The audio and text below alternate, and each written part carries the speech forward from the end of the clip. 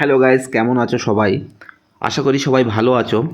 আবারও তোমাদের সামনে খুবই একটি গুরুত্বপূর্ণ ভিডিও নিয়ে কিন্তু আমি চলে এসেছি এবং ভিডিওতে আমি দেখাবো যে যদি আপনার পাসপোর্ট অনেক আগে জেনারেট হয়ে থাকে, যেমন আমি অন স্ক্রিনে যে পাসপোর্টটা ওপেন করে রেখেছি সেটা জেনারেট হয়েছে কবে, ইস্যু হয়েছে 2007 সালে কিন্তু ইস্যু হয়েছে এবং এই পাসপোর্টের ভ্যালিড ছিল 10 বছর, মানে 2017 সালে। তো এই ব্যক্তি 2007 সালে পাসপোর্ট তৈরি করে বা ইস্যু করে 2017 সালে এক্সপায়ার করে গেছে। তারপরে আজ 2024 শেষ হতে যাচ্ছে ডিসেম্বর মাস, অর্থাৎ ইনি কিন্তু অলরেডি 7 বছর কোনো রকম রি ইস্যু পাসপোর্টের জন্য আবেদন করেননি এবং এনার এখন মনে হয়েছে ইনি বা এই ব্যক্তি পাসপোর্টটি রি-ইস্যু করবে এবং সে মতো অবস্থায় ইনি একটি রি-ইস্যু ফর্মও ফিল আপ করেছিলেন। এই সেই রি-ইস্যু ফর্ম ফিল আপের যে অ্যাপয়েন্টমেন্টটা এবং এই যে রি-ইস্যু ফর্ম ফিল আপটি কিন্তু হয়েছিল কবে, আমি কিন্তু ওয়ান স্ক্রিনে আপনাদের দেখিয়ে দিচ্ছি। রি-ইস্যু ফর্ম ফিল আপটি কিন্তু করেছিল 22/11/2023 সালে, ঠিক আছে। কিন্তু এনার সেই রি-ইস্যু যে অ্যাপ্লিকেশানটা কিন্তু কোনো রকম ভুলের কারণে, অর্থাৎ এখন যেসব অ্যাপ্লিকেশানগুলো অনলাইনরা করছে তারা কিন্তু কোনো না কোনো রকম পাসপোর্ট অ্যাপ্লিকেশানের ক্ষেত্রে কিন্তু ভুল করছে, যার কারণে কিন্তু সেগুলো আরপিও অফিসে হোল্ড হয়ে থাকছে দীর্ঘদিন ধরে, তারপরে কিন্তু একটা টাইমে গিয়ে ক্লোজ হয়ে যাচ্ছে। তারই পরিপ্রেক্ষিতে কিন্তু আমি ভিডিওটি নিয়ে এসেছি যে আপনাদের পুরনো পাসপোর্ট ছিল, আপনি রিনিউ করেননি, কিন্তু এখন মনে হচ্ছে আপনি রিনিউ করবেন এবং সে মতো অবস্থায় আপনি রিনিউ করার জন্য অ্যাপ্লিকেশান করেছেন, সেটিও আপনার ভুল হয়ে গেছে। সেক্ষেত্রে কিভাবে আপনি আবার পুনরায় পাসপোর্টের অ্যাপ্লিকেশান করবেন, আমি কিন্তু এই ভিডিওতে স্পষ্ট আমি দেখাবো। আপনারা কিন্তু অতি অবশ্যই ভিডিওটা দেখে তবেই কিন্তু রি-ইস্যুর জন্য অ্যাপ্লাই করবেন, তাহলে কিন্তু আপনাদের ভুল হওয়ার সম্ভাবনা থাকবে না। তো চলো ভিডিওটি শুরু করা যাক। ভিডিওটি শুরু করার আগে আমার চ্যানেলে যদি নতুন দর্শক হয়ে থাকো, প্লিজ দয়া করে চ্যানেলটা সাবস্ক্রাইব করবে এবং পাশে থাকা বেল আইকনটি ক্লিক করে অল নোটিফিকেশানটি অন করে রাখবে এরকম গুরুত্বপূর্ণ ভিডিও নোটিফিকেশান সবার প্রথমে পাওয়ার জন্য। তো চলো ভিডিওটি শুরু করি। তো আরেকটি গুরুত্বপূর্ণ ঘোষণা, যারা ইতিমধ্যে পাসপোর্টের অ্যাপ্লিকেশান করেছো এবং পাসপোর্টটা আরপিও অফিসে হোল্ড হয়ে গেছে এবং আরপিও অ্যাপয়েন্টমেন্ট বুক করতে পারছো না, তারা অতি অবশ্যই কিন্তু আমি স্ক্রিনে যে নাম্বারটি লিখছি এই নাম্বারে যোগাযোগ করবে, তোমাদের কিন্তু পাসপোর্টের অ্যাপয়েন্টমেন্টটা বুকিং করে দেওয়া হবে। তাছাড়াও যারা সঠিকভাবে ফর্ম ফিল আপ করতে চাও তারা কিন্তু এই নাম্বারে যোগাযোগ করবে, তোমাদের কিন্তু ফর্ম ফিল আপ করে দেওয়া হবে। তো চলো ভিডিওটি শুরু করি। সবার প্রথমে তোমরা কিন্তু মোবাইল থেকেও করতে পারো, তোমরা কিন্তু কম্পিউটার থেকে বা ল্যাপটপ থেকে করতে পারো। তো যেখান থেকেই করো না কেন, তোমাদের যে কোনো একটি ব্রাউজার ওপেন করতে হবে, ফার্স্ট ব্রাউজার, সে গুগল ক্রোম হতে পারে, ফায়ারফক্স হতে পারে, এবং সেখান থেকে গুগল যে অপশানটি আছে সেই অপশানটি কিন্তু তোমরা ওপেন করে নেবে। ওপেন করে নেওয়ার পর গুগল যে সার্চ বারটি থাকবে সেই সার্চ বারে এসে লিখতে হবে পাসপোর্ট সেবা। তো পাসপোর্ট সেবা লেখার পরপরই প্রথমে যে অপশানটি তোমাদের সামনে চলে আসবে পাসপোর্ট সেবার অফিসিয়াল ওয়েবসাইট, সেই অফিসিয়াল ওয়েবসাইটে কিন্তু তোমাদের ক্লিক করতে হবে। তো ক্লিক করার পরপরই কিন্তু তোমাদের সামনে এরকম একটি ইন্টারফেস শো করবে, এখানে কিছু পপ আপ কিন্তু ওপেন হবে, সেগুলো কেটে দেবে। দেওয়ার পরে যদি তোমাদের কাছে ইউজার আইডি পাসওয়ার্ড থেকে থাকে তাহলে কিন্তু এক্সিস্টিং ইউজার আইডি লগইনে ক্লিক করে কিন্তু তোমরা লগ ইন করে নেবে। যদি না থেকে থাকে সেক্ষেত্রে কিন্তু তোমরা নিউ ইউজার রেজিস্ট্রেশনে ক্লিক করে কিন্তু ফর্মটা ফিল আপ করবে। কিন্তু তার জন্য কিন্তু পার্টিকুলার ভিডিও আমার ইউটিউব চ্যানেলে দেওয়া আছে, আপনারা কিন্তু আমার ইউটিউব চ্যানেলের মধ্যে ভিজিট করে দেখে নিতে পারো। তো ডাইরেক্ট তোমরা কিন্তু কী করবে, এক্সিস্টিং লগইনে কিন্তু ক্লিক করবে। ক্লিক করার পর এই জায়গাটায় কিন্তু তোমরা ইউজার আইডি বসাবে, বসিয়ে কিন্তু কন্টিনিউ অপশানে ক্লিক করবে, তারপরে পাসওয়ার্ড বসিয়ে ক্যাপচার বসিয়ে কিন্তু লগ ইন করে নেবে। দেখো আমি যখন ইউজার আইডিটা বসিয়ে কন্টিনিউ করলাম তখন কিন্তু আমার এরকম একটি ইন্টারফেস শো করলো এবং এখান থেকে তোমরা কি করবে, এখান থেকে তোমরা তোমাদের যে পাসওয়ার্ডটি আছে পাসওয়ার্ডটি কিন্তু এই ঘরে ইনপুট করবে। আমি কিন্তু দেখিয়ে দিচ্ছি, এই ঘরে কিন্তু পাসওয়ার্ডটা ইনপুট করবে এবং এই ক্যাপচার কোডটি এই ঘরে বসিয়ে কিন্তু লগ ইন করে নেবে। লগ ইন করার পরপরই কিন্তু তোমাদের সামনে এরকম একটি ইন্টারফেস শো করবে এবং এখান থেকে তোমরা রি-ইস্যু করার জন্য সবার প্রথমে কি করবে, এখানে যে লেখা আছে fresh for apply for fresh passport oblique reissue of passport, তো এখানে তোমরা কিন্তু ক্লিক করবে। তো ক্লিক করার পরপরই কিন্তু তোমাদের সামনে এরকম একটি ইন্টারফেস শো করবে এবং এখান থেকে তোমরা আবার কী করবে, এখান থেকে যে অপশানটি তোমরা দেখতে পাচ্ছ click here to fill the application form, এখানে কিন্তু তোমরা ক্লিক করবে। ক্লিক করার পরপরই কিন্তু তোমাদের সামনে ফর্মটা ওপেন হয়ে যাবে। যেহেতু আমি এই যে অ্যাপ্লিকেশান মানে যে ইউজার আইডিটা আমি ব্যবহার করছি এতে অটোমেটিক্যালি 5টা অ্যাপ্লিকেশান আমি করে ফেলেছি, সেক্ষেত্রে কিন্তু আমার এরকম দেখাচ্ছে, তোমাদের কিন্তু ফর্মটা ওপেন হবে। তো আমি দেখিয়ে দিচ্ছি ফর্মটা কেমন। দেখো তোমাদের সামনে কিন্তু এরকম অপশান ওপেন হয়ে যাবে, যেখানে কিন্তু প্রথমে লেখা আছে ফ্রেশ পাসপোর্ট, রিইস্যু পাসপোর্ট। যেহেতু তোমার আগে পাসপোর্ট ছিল সেক্ষেত্রে কিন্তু রিইস্যু পাসপোর্টে অ্যাপ্লাই করতে হবে, ফ্রেশ পাসপোর্টে অ্যাপ্লাই করলে কিন্তু হবে না, অর্থাৎ রিইস্যু পাসপোর্টে অ্যাপ্লাই করতে হবে। সেক্ষেত্রে কিন্তু আমি রিইস্যু মানে টিক চিহ্ন দিয়েছি। এবার কী কারণে আমি রিইস্যু করছি স্পেসিফিক কিন্তু রিজন আমাকে দেখাতে হবে বা কারণ দেখাতে হবে। তো যেহেতু আমার পাসপোর্টটার ভ্যালিড শেষ হয়ে গেছে, আমি রিইস্যু করতে চাই, সেক্ষেত্রে কিন্তু আমি ভ্যালিড এক্সপায়ার মোর দ্যান 3 ইয়ার এগো এটাই কিন্তু তোমাদের সিলেক্ট করতে হবে। যাদের পাসপোর্ট এক্সপায়ার হয়ে গেছে 3 বছরের ওপরে হয়ে গেছে তাদের ক্ষেত্রে কিন্তু এই অপশানটা টিক চিহ্ন দিতে হবে। আর যাদের পাসপোর্টটি এক্সপায়ার মানে হবে 2-3 মাস বাকি বা এক্সপায়ার হয়েছে 3 বছরের মধ্যে, তাদের কিন্তু এই অপশানটা ওপেন করতে হবে, তার ঠিক নিচেরটা।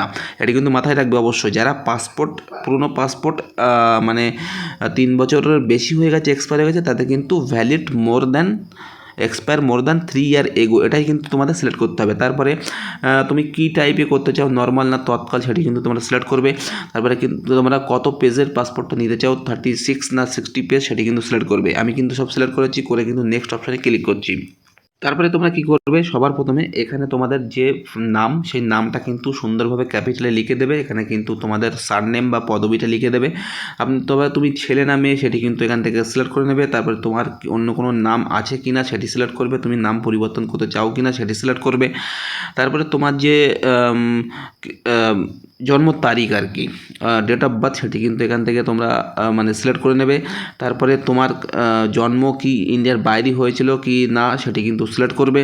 তারপরে তোমার জন্ম কোথায়, যাদের বার্থ সার্টিফিকেট আছে তারা কিন্তু অবশ্যই বার্থ সার্টিফিকেট থেকে জন্মটা বসাবে, বা এক্সিস্টিং পাসপোর্ট আছে পাসপোর্ট দেখে কিন্তু প্লেস অফ বার্থটা বসাবে, তাতে কিন্তু লেখা থাকে প্লেস অফ বার্থটা কোথায়। ঠিক আছে, উলটপালট দিলে কিন্তু তোমাদের পাসপোর্টটা হোল্ড হয়ে যাবে। অর্থাৎ যদি এক্সিস্টিং পাসপোর্ট থেকে থাকে সেই এক্সিস্টিং পাসপোর্ট দেখেই কিন্তু এখানে প্লেস অফ বার্থটা বসাবে। তারপরে ওই যে জায়গায় তুমি জন্মগ্রহণ করেছো সেই জায়গাটার কোন রাজ্যের মধ্যে অবস্থিত সেটি কিন্তু তোমরা সিলেক্ট করে নেবে, কোন ডিস্ট্রিক্টের মধ্যে অবস্থিত সেটি সিলেক্ট করবে। তারপর তুমি বিবাহিত না অবিবাহিত। ধরো কোনো ব্যক্তি যখন প্রথম পাসপোর্ট করেছিল তখন সে অবিবাহিত ছিল, এখন সে বিবাহিত, সেক্ষেত্রে কিন্তু তোমরা এখানে ম্যারেড করতে পারো। তবে তোমাদের কিন্তু ম্যারেজ সার্টিফিকেট দেখাতে হবে পিএসকেতে। যদি ম্যারেজ সার্টিফিকেট না থাকে তাহলে কিন্তু অ্যানেক্সার যে ফিল আপ করে নিয়ে যেতে হবে, এটি কিন্তু মাথায় রাখবে তোমরা। তারপরে এখান থেকে সিটিজেনশিপ অফ ইন্ডিয়া এখানে কিন্তু বার্থ হিসেবে তোমাদের কিন্তু সিলেক্ট করতে হবে। তারপরে কিন্তু তোমাদের বলা হচ্ছে প্যান কার্ড অ্যাভেলেবেল যদি থেকে থাকে প্যান কার্ডের নাম্বারটা কিন্তু এখানে বসাবে, ভোটার কার্ডের নাম্বারটা কিন্তু এখানে বসাবে। তারপরে তোমরা কিভাবে ইনকাম করো, যারা চাকরিজীবী তাদের কিন্তু এনওসি প্রয়োজন হবে, যাদের এমনি ব্যবসা করো বা নিজে থেকে ইনকাম করো সেক্ষেত্রে সেলফ এমপ্লয়ার। তারপরে তোমাদের যে গার্জেন যদি কোনো রকম গভর্নমেন্ট সার্ভেন্ট হয়ে থাকে তাহলে ইয়েস হবে, না হলে কিন্তু নো হবে। আমি কিন্তু নো করেছি কারণ আমার কোনো সার্ভেন্ট গভর্নমেন্ট জব করে না বলে।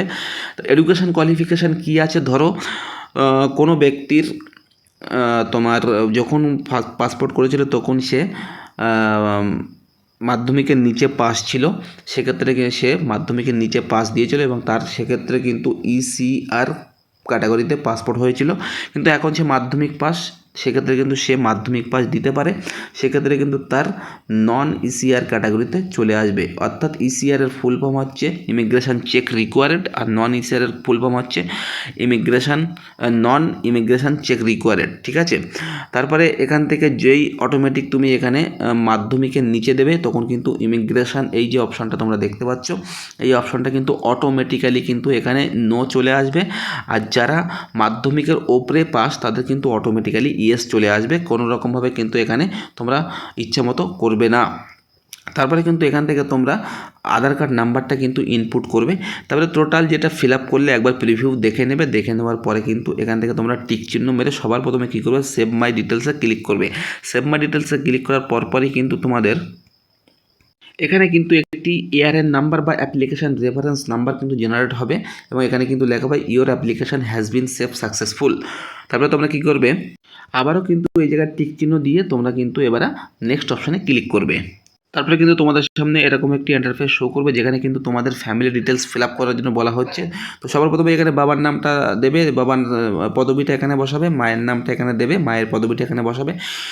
যদি বাবা ও মায়ের মধ্যে যে ব্যক্তি গার্জিয়ান আছে সেই ব্যক্তির নাম কিন্তু এখানে বসাবে, তার পদবি বসাবে। যদি ধরো কোনো ব্যক্তির বাবা মা মারা গেছে দুজনায়, সেক্ষেত্রে কোনো গার্জিয়ান বর্তমানে নেই, অর্থাৎ যে ব্যক্তি আবেদন করছে সেই ব্যক্তি গার্জিয়ান, সেক্ষেত্রে কিন্তু এই দুটো ঘর তোমরা ফাঁকা দেবে, কোনো কিছু লিখবে না, অর্থাৎ লিগ্যাল গার্জিয়ানে কিছু লিখবে না, কারণ তুমি বর্তমানে গার্জিয়ান। এবং যদি বিবাহিত, আমি প্রথমেই বলেছি বিবাহিত হয়ে থাকলে অ্যানেক্সার জে কিন্তু ফিল আপ করতে হবে যদি ম্যারেজ সার্টিফিকেট না থাকে, আর যদি ম্যারেজ সার্টিফিকেট থাকে তাহলে কিন্তু অ্যানেক্সার জে ফিল আপ করার দরকার নেই, ম্যারেজ সার্টিফিকেটটা নিয়ে গেলেই হবে। এবং তোমাদের যে যদি আবেদনকারী মহিলা হয় তাহলে এখানে কিন্তু স্বামীর নাম, স্বামীর প্রথম নাম এবং এখানে স্বামীর লাস্ট নাম। আর যদি আবেদনকারী ছেলে হয় সেক্ষেত্রে কিন্তু এখানে ওয়াইফের প্রথম নাম, এখানে কিন্তু ওয়াইফের পদবি করে কিন্তু তোমরা সেভ মাই ডিটেলসে ক্লিক করবে এবং তারপরে কিন্তু তোমরা নেক্সট অপশানে ক্লিক করবে।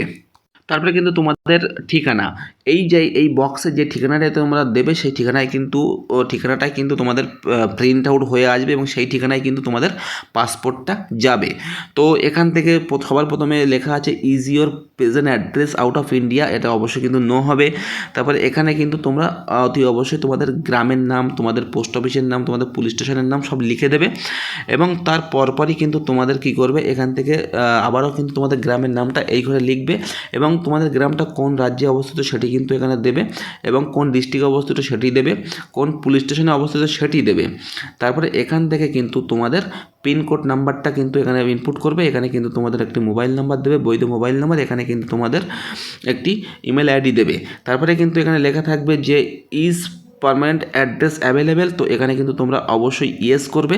তারপর লেখা ওটা ইয়েস করার পরপরই কিন্তু নিচের অপশানটা তোমাদের ওপেন হয়ে যাবে, লেখা থাকবে is your present address same as permanent address same as present address, তো সেটাও কিন্তু তোমরা ইয়েস হবে। যদি তোমাদের প্রেজেন্ট অ্যাড্রেস পারমানেন্ট অ্যাড্রেস এক থাকে, যদি আলাদা থাকে সেক্ষেত্রে নো করে কিন্তু সেটা ফিল আপ করতে হবে। সব কিছু ফিল আপ করা হয়ে যাওয়ার পরে কিন্তু এখানে সেভ মাই ডিটেলসে ক্লিক করে তোমরা কিন্তু নেক্সট অপশানে ক্লিক করবে। তারপরে কিন্তু তোমাদের সামনে এরকম একটি এমার্জেন্সি কন্ট্যাক্টের একটি অপশান চলে আসবে। তার কারণ হচ্ছে যদি তোমার ফোনটা ব্যস্ত থাকে বা যদি তোমার ফোনটার টাওয়ার না থাকে বা সুইচ অফ দেখায়, সেক্ষেত্রে কিন্তু পাসপোর্ট অফিস কিন্তু তোমার এই যে এমার্জেন্সি কন্ট্যাক্ট নাম্বারে যে ব্যক্তির নাম, যে ব্যক্তির ফোন নাম্বার দেওয়া থাকবে তার সাথে কিন্তু যোগাযোগ করবে। সেক্ষেত্রে তোমার যদি আবেদনকারী মহিলা হয়ে থাকে তাহলে স্বামীর নাম দেবে এখানে এবং স্বামীর ঠিকানাটাই কিন্তু এখানে বসিয়ে দেবে পুরোটা এক ঘরের মধ্যে এবং স্বামীর ফোন নাম্বারটা বসাবে। যদি আবেদনকারী ছেলে হয়ে থাকে তাহলে স্ত্রীর নাম দেবে, স্ত্রীর ফোন নাম্বার দেবে, দেওয়ার পরে কিন্তু এখানে সেভ মাই ডিটেলসে ক্লিক করে নেক্সট অপশানে ক্লিক করবে। তারপরে কিন্তু তোমাদের এখানে প্রিভিয়াস পাসপোর্টের অপশানটা চলে আসবে, এটি কিন্তু খুবই গুরুত্বপূর্ণ একটি স্টেজ, এখানে কিন্তু তোমরা ভালোভাবে দেখবে। এখানে কি লেখা আছে, enter details of lost latest held existing lost damage ordinary passport. তো যাদের পাসপোর্টটা এক্সিস্টিং আগে পুরনো পাসপোর্ট রিইস্যু করছো বা যাদের পাসপোর্টটা লস্ট হয়েছে বা যাদের পাসপোর্টটা ড্যামেজ হয়েছে তাদের কিন্তু সেই পাসপোর্ট ডিটেলসটা কিন্তু এখানে তোমাদের পূরণ করাতে হবে। তো সবার প্রথমে কি আছে, সবার প্রথমে কিন্তু পাসপোর্ট পাসপোর্ট নাম্বার, তো পাসপোর্ট নাম্বারটা কিন্তু এখানে তোমরা লিখে দেবে এবং পাসপোর্ট দেখে লিখবে এবং পাসপোর্টটি কবে ইস্যু হয়েছিল পাসপোর্টের প্রথম পাতায় থাকবে সেই ইস্যু ডেটটা লিখবে। পাসপোর্ট কবে এক্সপায়ার হবে সেই এক্সপায়ার ডেটটা কিন্তু তোমরা এখানে লিখবে। কোথা থেকে কোন জায়গা থেকে তোমাদের পাসপোর্টে ইস্যু হয়েছিল সেটি কিন্তু তোমরা লিখবে এবং পাসপোর্টের ফাইল নাম্বার একদম পাসপোর্টের পিছনের পেজে কিন্তু থাকবে, সেই ফাইল নাম্বারটা কিন্তু এখানে লিখে দেবে। দেওয়ার পরে এখানে কিন্তু বলা হয়েছে যে তোমার কাছে কি কোনো রকম কারেন্ট ডিপ্লোম্যাটিক বা অফিসিয়াল পাসপোর্ট আছে, যদি থেকে থাকে তাহলে কিন্তু ডিটেলস অ্যাভেলেবেলে ক্লিক করে ডিটেলসটা ফিল করতে হবে, যদি না থাকে তাহলে কিন্তু ডিটেলস নট অ্যাভেলেবেলে কিন্তু ক্লিক করতে হবে।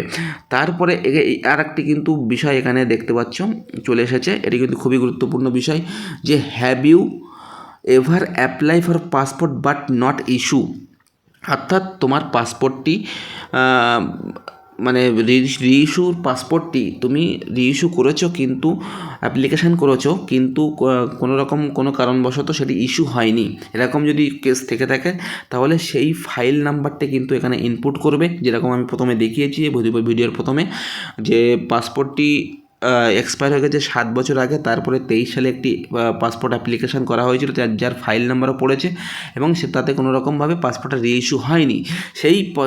সেই ফাইলটাই কিন্তু আমি এখানে ইনপুট করেছি এবং কবে অ্যাপ্লাই করেছিলাম সেটি কিন্তু ইনপুট করেছি, কোন জায়গা থেকে অ্যাপ্লাই করেছিলাম সেটি কিন্তু আমি ইনপুট করেছি। এবং এখান থেকে কিন্তু সেভ মাই ডিটেলসে ক্লিক করে নেক্সট অপশানে ক্লিক করতে হবে। তবে আরেকটি কথা বলে রাখি, এই যে পাসপোর্টটা এক্সপায়ার হয়ে যাওয়ার পর আবার যে পাসপোর্ট তোমরা যে ফাইল নাম্বারটা জেনারেট করেছো বা এই ব্যক্তি জেনারেট করেছিল, এই ফাইলটা কিন্তু আগে ক্লোজ করাতে হবে, তবেই কিন্তু তোমরা আবার অ্যাপ্লাই করতে পারবে রিইস্যুর জন্য। অর্থাৎ তোমার ধরো মনে করলে এই ফাইল নাম্বারটাও অ্যাক্টিভ আছে, তুমি আর একটা ফর্ম ফিল আপ করলে ফাইল নাম্বার ফেললে, তাহলে কিন্তু দুটোই আটকে যাবে। অর্থাৎ এক ব্যক্তির নামে কিন্তু দুটো ফাইল নাম্বার কখনো থাকতে পারে না। সেক্ষেত্রে তোমরা কিন্তু এই ফাইল নাম্বারটা আগে বন্ধ করবে, তারপরেই কিন্তু তোমরা ফর্ম ফিল আপটা করবে। তো এখান থেকে তোমরা কী করবে, নেক্সট অপশানে ক্লিক করবে। তারপরে কিন্তু তোমাদের আদার ডিটেলসে কিছু অপশান থাকবে। প্রথম যে 1 নম্বর অপশানে কিন্তু বলা হয়েছে যে যদি কোনো ব্যক্তির নামে কেস থেকে থাকে, ক্রিমিনালি কেস, সেক্ষেত্রে কিন্তু তারা এই অপশানগুলো ইয়েস নো করে কিন্তু তোমাদের টিক চিহ্ন দিতে হবে। এটি কিন্তু পড়ে তোমরা টিক চিহ্ন দেবে। এবং যদি কোনো ব্যক্তির কোর্টের কোনো রকম ফৌজদারি মামলা চলে, সেক্ষেত্রে কিন্তু তাদের এই যে অপশানটা ইয়েস নোভাবে টিক চিহ্ন দিয়ে কিন্তু তোমরা ফিল আপ করবে। এবং যদি কোনো ব্যক্তির পাসপোর্ট ছিল এবং পাসপোর্টটা রিফিউজ করা হয়েছে বা পাসপোর্টটা এমপাউন্ড করা হয়েছে বা রিভোকেট করা হয়েছে, সেক্ষেত্রে কিন্তু তোমরা এই 3 নম্বর অপশানের ইয়েস নোগুলো ভালোভাবে টিক চিহ্ন দিয়ে ফিল আপ করবে। এবং তার পরপরই কিন্তু 4 নম্বর আছে, 5 নম্বর আছে, তোমরা কিন্তু সমস্ত কিছু পড়ে তবেই কিন্তু এখানে ইয়েস নোতে টিক চিহ্ন দেবে। সব জন্য আমি নো টিক চিহ্ন দিয়েছি বলে তোমরা নো টিক চিহ্ন দেবে, এটা কিন্তু করবে না। কারণ আমার কোনো রকম সমস্যা নেই বলে কিন্তু আমি নোতে টিক দিয়ে আমি কিন্তু চলে গেছি। তো তোমরা কিন্তু এটা করবে না, তোমরা দেখে শুনে করবে। তারপরে সেভ মাই ডিটেলসে ক্লিক করে নেক্সট অপশানে কিন্তু ক্লিক করবে। তারপরে এতক্ষণ যে ফর্ম ফিল আপটা তোমরা করলে, সেই ফর্ম ফিল আপটা কিন্তু টোটাল প্রিভিউ একটি ডেমো পাসপোর্ট পেজ হিসেবে দেখানো হবে। তো তোমরা কিন্তু টোটালটাই একটু ভালোভাবে দেখে নেবে, প্রিভিউ করে নেবে এবং নেওয়ার পরে কিন্তু তোমরা এখান থেকে কী করবে, আর নেক্সট অপশানে কিন্তু ক্লিক করবে। তারপরে কিন্তু তোমরা এখান থেকে ডকুমেন্ট সিলেক্ট করবে। তো এখানে কিন্তু খুবই ভাইটাল পয়েন্ট ডকুমেন্ট সিলেক্ট করাটা, কারণ প্রুফ অফ বার্থ, দেখুন প্রুফ অফ বার্থ হিসেবে কোন কোন ডকুমেন্টগুলো অ্যাকসেপ্ট হয়। যেমন birth certificate proof of birth হিসেবে অ্যাকসেপ্ট হয়, আধার কার্ড প্রুফ অফ বার্থ হিসেবে অ্যাকসেপ্ট হয়, তারপরে প্যান কার্ড তোমার প্রুফ অফ বার্থ হিসেবে কিন্তু অ্যাকসেপ্ট হয় না, ঠিক আছে। এজ প্রুফ হিসেবে কিন্তু প্যান কার্ড প্রমাণ করে, কিন্তু প্রুফ অফ বার্থ হিসেবে কিন্তু করে না। এখানে কিন্তু তোমার school certificate proof of birth হিসেবে অ্যাকসেপ্ট করে। তারপরে তোমার এলআইসি, কোনো রকম এলআইসি যদি থেকে থাকে সেটাও কিন্তু করে। তো তোমরা কিন্তু দেখে শুনে এখানে ডকুমেন্টটা সিলেক্ট করবে। আমি যেমন school living transfer matriculation certificate কিন্তু প্রুফ অফ বার্থ হিসেবে দিয়েছি, এবং প্রুফ অফ অ্যাড্রেস বা রেসিডেন্সিয়াল অ্যাড্রেস হিসেবে কিন্তু আমি আধার কার্ড দিয়েছি, এটি কিন্তু প্রমাণ করে অ্যাড্রেসটাই। তো এখান থেকে দেওয়ার পরে এখানে কিন্তু আরেকটি অপশান আছে, কি অপশান আছে, affidavit stating how and where the passport get lost damage as per annexure F. অর্থাৎ যে ব্যক্তির পাসপোর্ট হারিয়ে গেছে বা ড্যামেজ হয়ে গেছে, তাদের ক্ষেত্রে কিন্তু অ্যানেক্সার এফ ফিল আপ করে দিতে হবে, এটা কিন্তু ম্যান্ডেটরি। যেহেতু আমার রিইস্যু বলে আমি কিন্তু এটা করব না। তারপরে এখান থেকে তোমরা কি করবে, এখান থেকে তোমাদের গ্রামের নামটা বসিয়ে দেবে এবং কোন ডেটে অ্যাপ্লাই হচ্ছে সেই ডেটটা কিন্তু অটোমেটিক এখানে লেখা থাকবে।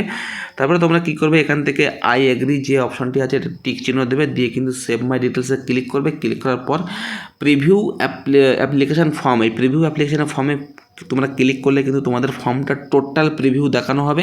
টোটাল প্রিভিউটা তোমরা কিন্তু ভালোভাবে দেখে নেবে, যদি সব কিছু ঠিক থাকে তারপরে কিন্তু তোমরা সাবমিট ফর্মে কিন্তু ক্লিক করবে।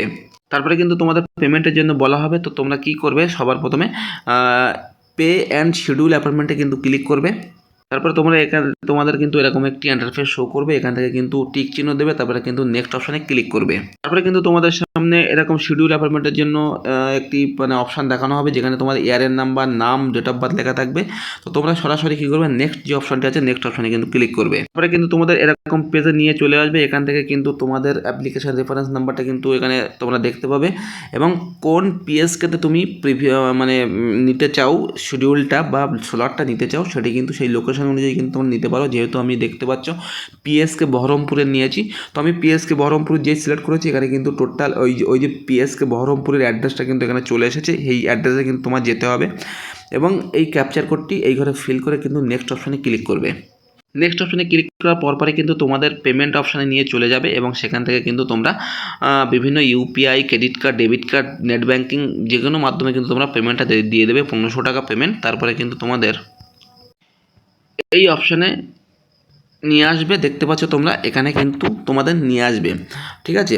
তো এখান থেকে তোমাদের কবে মানে যে পিএসকেতে আমি ডেটটা নিয়েছি সেই পিএসকেতে কিন্তু অ্যাভেলেবেল ডেট আছে 27/12/2024, কিন্তু আমি নিয়েছি 2/1/2025, যে কারণ ওই ডেটে আমার ফাঁকা আছে, সেক্ষেত্রে আমি 2/1/2025 কিন্তু ডেটটা নিয়েছি। তো তোমাদের যদি যে ডেটটা এখানে দেওয়া থাকবে যদি এই ডেটে ফাঁকা না থাকে, তোমরা এই ক্যালেন্ডার চিহ্নতে ক্লিক করে তোমরা কিন্তু ক্যালেন্ডারে দেখবে যে ডেট ফাঁকা আছে সেই ডেটে কিন্তু তোমরা নেবে। তারপরে এখান থেকে পে অ্যান্ড বুক অ্যাপয়েন্টমেন্টে ক্লিক করবে। তারপরে কিন্তু তোমাদের সামনে এরকম একটি ইন্টারফেস শো করবে, যেখানে পেমেন্ট সাকসেসফুল হয়ে যাওয়ার পর এখানে দেখতে পাচ্ছ আমার কিন্তু পেমেন্ট সাকসেসফুল হয়ে গেছে।